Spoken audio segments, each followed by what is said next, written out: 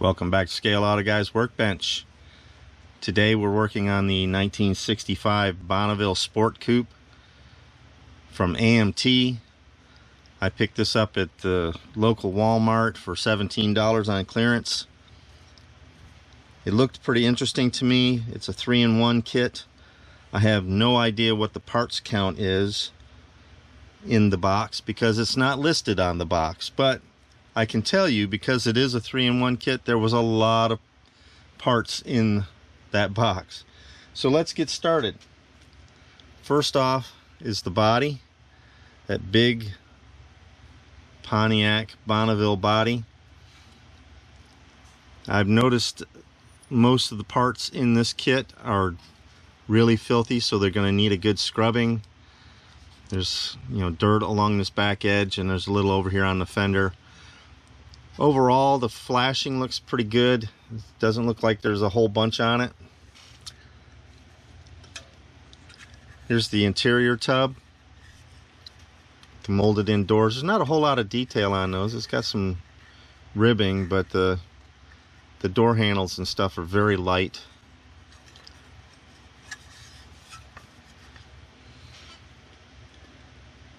Here's your chassis. Now the chassis needs a bit of cleanup. This came out of the mold pretty flashy, but that's not a big deal. It has 2-position axle holes, so you can make it into a low rider. You can lift it in the back, lower it in the front, blah blah blah.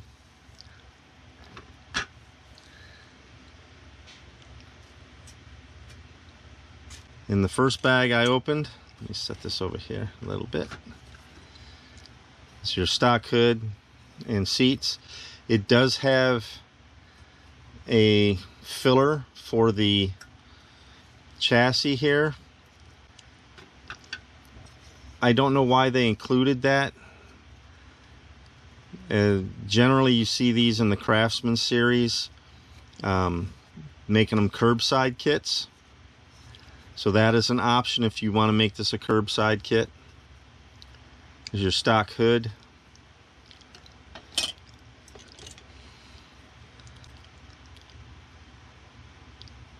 Some of the customizing parts, side panels and custom seats. And here's what I found the most interesting. They give you that insert to make it a curbside, but they also give you an engine, so you can do it either way. You can put an engine in it, or you can make it a curbside. It's totally up to you. It's your kit. You build it your way. You can add to it, subtract from it, whatever the heck you want. In the next pile of parts trees, which are all tangled together, get your firewall. I'm not sure if these are stock or custom fascias. I believe they're custom, but you can see how dirty they are. That's mold release agent that needs to be removed before you start to paint, because that stuff will also cause your paint to remove. Here's your big dashboard and your steering wheel. Now a lot of these parts, this looks like a convertible boot, so I don't know that that's what it is, but that's what it looks like. Have to find out. Have to look at the direction sheet and find out. Here's another hood, a custom hood, in case you wanted to use the custom grills and what have you. Here's a tonneau cover that goes over the back seat area, in case you, I guess, if you wanted to make it a convertible. I don't know. Gives you the option.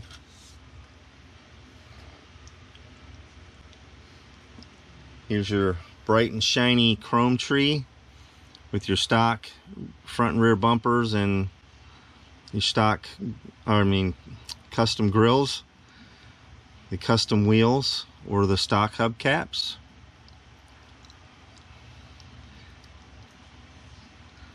So that's going to be pretty nice to detail up. In the kit, now I'm not going to open this, but it gives you the thin pad printed white wall tires, or as an optional tire, these are BF Goodrich Radial TA branded tires. They have a pretty decent tread pattern, that traditional Radial TA tread pattern. 2 metal axles.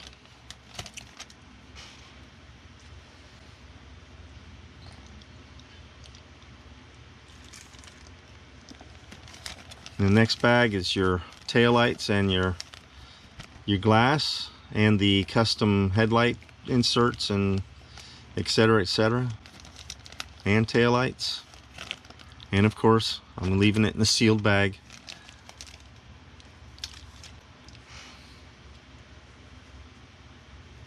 Next up is this decal sheet. I see here that they have gauge sets, so that's nice.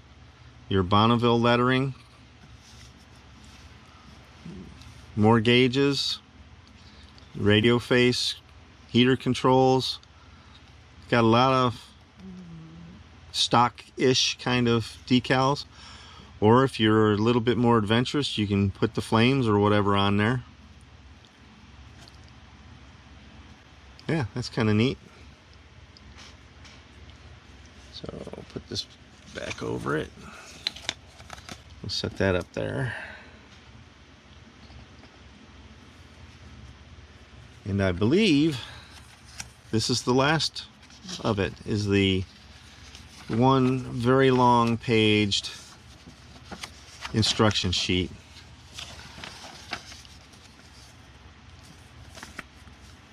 Okay, I've already thought about the color for this, and on a whim, about maybe a week or two ago, I saw this bottle of paint over at the Hobby Lobby, and I thought, hey, I haven't purchased that color yet. I haven't seen it before. It must be a new one.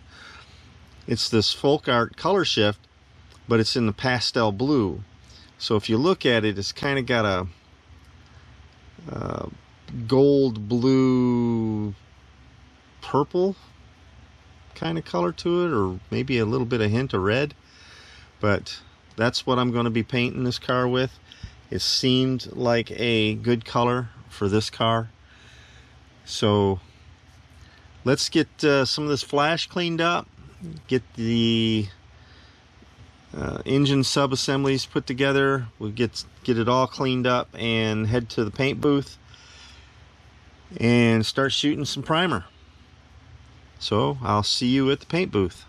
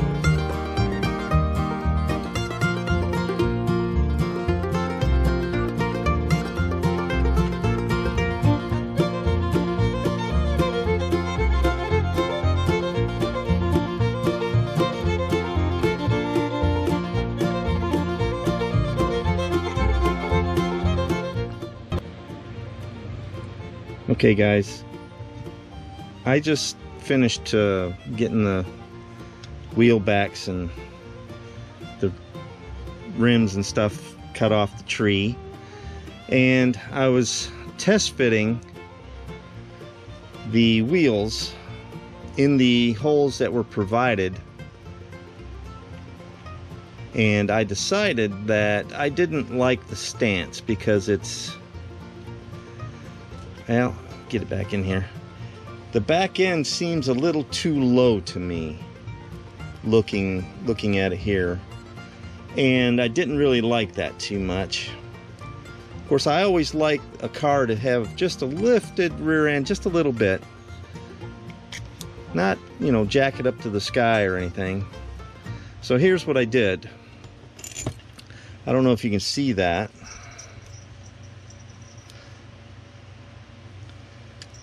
Because I had to grind away some of the paint. But I drilled a third hole. Just a little bit lower than the stock holes. And that gives me just enough lift on the rear end that I think it kind of, it doesn't really jack the car up. It more or less levels it. It may have lifted the back end just a smidge, but that's just enough to make it look right to me. I don't understand why they make these cars where the back end is like almost dragging. It doesn't look right, and well, thankfully this one, it could be fixed. Now if I wanted, I have it in the lower holes on the front.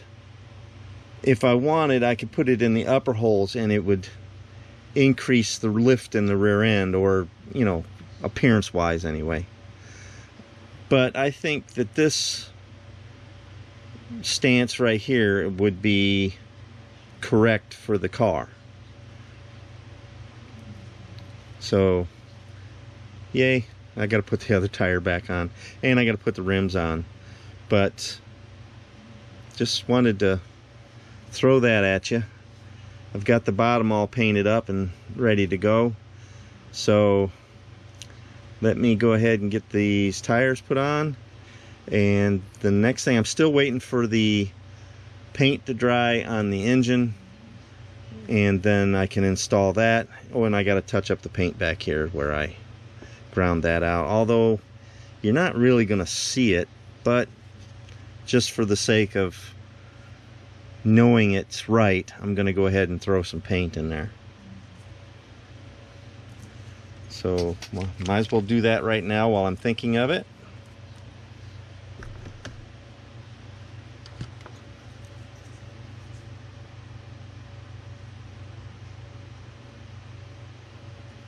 Throw a little flat black in here.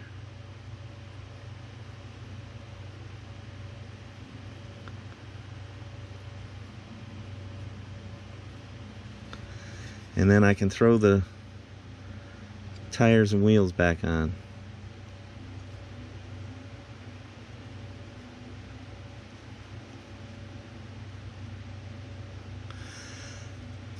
On this first side, I used a round bit in my Dremel, and it wasn't quite doing the job the way I wanted it to be done.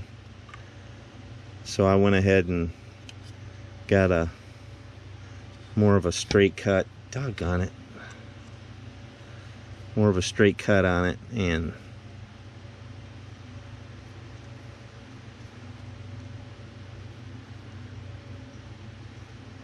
it worked out better for the other side. Okay, and drop that in place. Oh, and these wheels just slipped right into these tires. I've had trouble with this style of tire in the past where I had to heat them up in order to make them pliable enough for the rims to fit inside of them. Thankfully, I didn't have to do that with these. They just fit right in there. Like I said, the optional tires are these BF Goodrich radial TAs, and I was going to use those at first, but they're more of a lower profile tire, and I didn't think it would do it justice. I am going with the stock wheel covers, and I put some Tamiya panel line black in there just to give it a little bit of depth. The actual factory rims were blackened out like that, so that's in keeping with the OEM type wheels. So let me get these put together and we'll go on to the next step, which is the interior. I'm still not sure what color I'm going to do the interior yet. I'm thinking maybe a two-tone blue, but I'm not sure what I have as far as blue paint goes. I have every other color imaginable. I can't imagine that I don't have a couple of blue paints that I can use that'll contrast with each other. So let's get on with this and on to the interior. Okay fellas, I've got the engine installed. I've got the wheels and tires on, as you can see. This engine was a little bit tricky to get in here. It wasn't hard, it was just a little tricky because you had to set it in place, then put your axle through the engine, because there's a gigantic hole in the side of the engine, or through the bottom of the engine to be more precise, that the axle travels through. So once you get that in place, there's a little bar, if you will, on the oil pan that sits in a little slot down on the cross member. So once you get the axle in there, well, I put a little dab of glue on that spot and a little dab of glue back here, and I'll show you that in a second.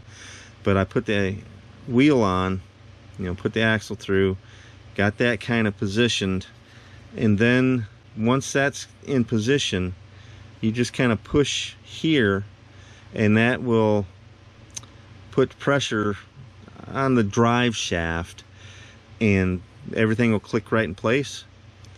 Like I said, I put a little dab of glue here, a little dab of glue there. Everything's in place, holding strong. I did not install these pipes here until after I had the engine in, because I've had experiences in the past where those pipes were in and I put the engine in and they don't line up with the exhaust pipes. Then I have to remove them, and it's kind of a pain in the neck. So I figured I would just glue them in place after I've got the engine installed. They're out in the open, so they'll be easy to put a coat of paint on, and that's where we are for right now. I got to get over to the paint booth, get the top coat sprayed on the body. This build, this kit, doesn't have a lot of parts to it. Like I said earlier, there was no indication of how many there were on the box, but there's not very many parts to this car. So to put this together is going really fast. I've only been working on this for a few hours, giving the time for paint to dry and things like that kind of slowed me down. But to put the engine in, get the wheels all set, get all this painted on the bottom, that's taken me maybe 2 hours, 3 hours, and I'm taking my time. I'm not rushing through it. So there we go. All right, let's get over to the paint booth. Let's get some top coat put on that body. So we're all set to go as far as that goes. I'm not sure how shiny this paint's going to be. It's supposed to be gloss. Let's spray it. Let's look at it. Let's see if it needs a clear coat. If it does, we'll have to come up with something. I'm going to be testing out some Tamiya clear, if I can get a hold of it here.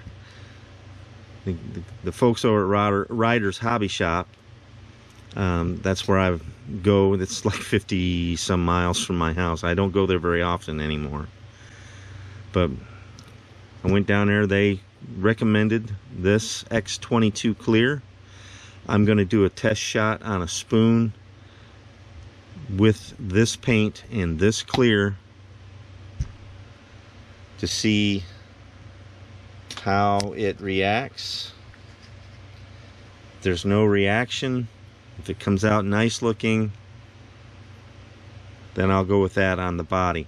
Now, I've never used this clear before. I've never used it before, so I'm not sure if it's compatible with this folk art paint, but we're going to give it a shot. Let's see how it looks.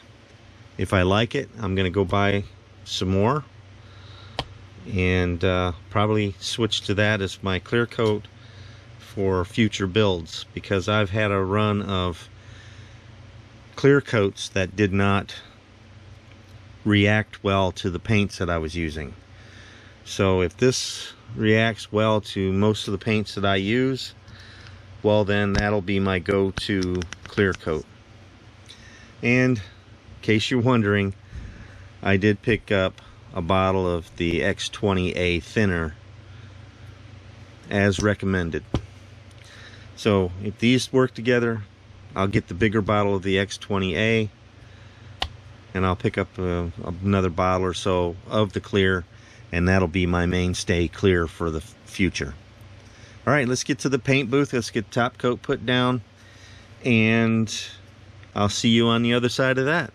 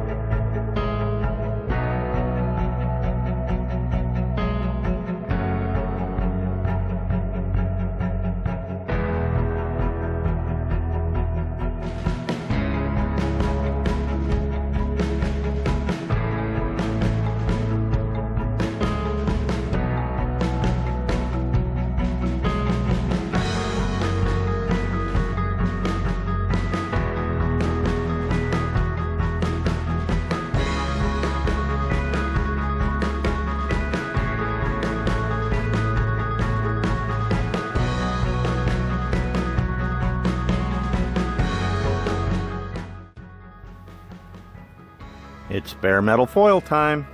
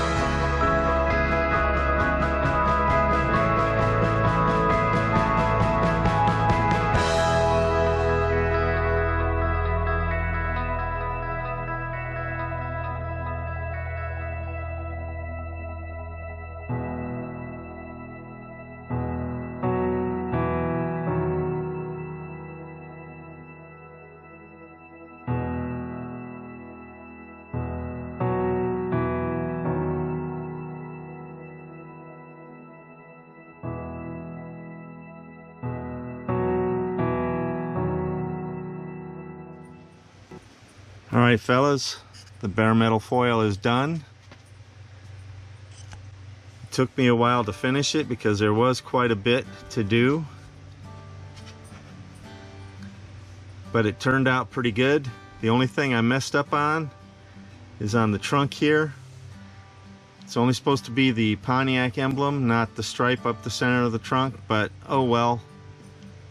It's got extra chrome on it now. I am not removing that. So Got this chrome strip all the way up the side here.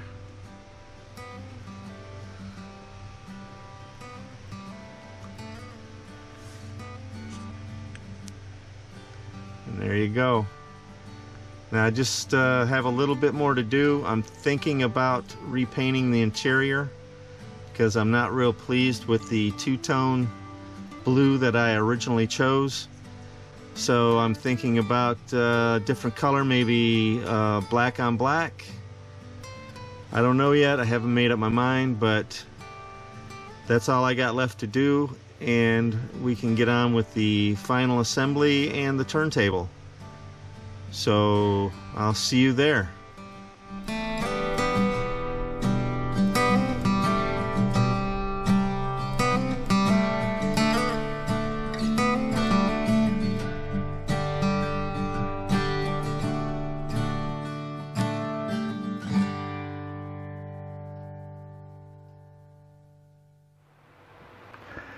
Alright fellas, welcome back. The 65 Bonneville Sport Coupe by AMT and Pontiac is completed. This build was, well, it gave me a little trouble in the interior department. I couldn't make up my mind how I wanted to do it, and painted it, had to strip it and start all over. I settled on the color it is right now. I think it turned out pretty well.